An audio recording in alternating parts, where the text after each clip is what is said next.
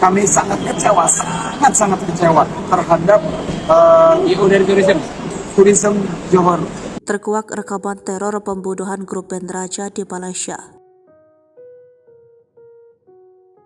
Dua orang pria yang mengancam hendak membunuh personel band Raja saat konser di Malaysia akhirnya ditangkap kepolisian setempat. Polisi Johor Bahru telah menangkap dua orang untuk membantu penyelidikan ancaman pembunuhan terhadap grup band Raja, Minggu 12 Maret 2023. Dikutip tribunjatim.com dari kompas.com, terungkap bahwa kepolisian Johor Bahru telah mengamankan dua pria yang mengancam personel band Raja.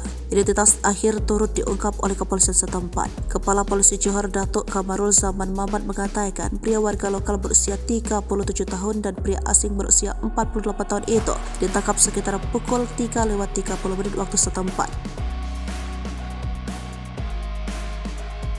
Datuk Kamarul Zaman Mamat juga mengatakan kedua pria itu ditangkap setelah menyerahkan diri di markas polisi distrik Johor Bahru Selatan. Menurutnya kasus tersebut diusut sesuai pasal 506 KUHP dan pasal 14 Undang-Undang Pelanggaran Ringan 1955. Sebelumnya band Raja memang mendapatkan ancaman pembunuhan setelah mengalami kesalahpahaman. Raja dilaporkan menggelar konser di Larkin Arena Indoor Stadium di Johor Bahru sebelum terjadi kesalahpahaman antara penyelenggara konser dan band. Dua pria yang diyakini sebagai perwakilan penyelenggara dituduh melontarkan kata-kata makian dan ancaman pembunuhan kepada anggota kelompok.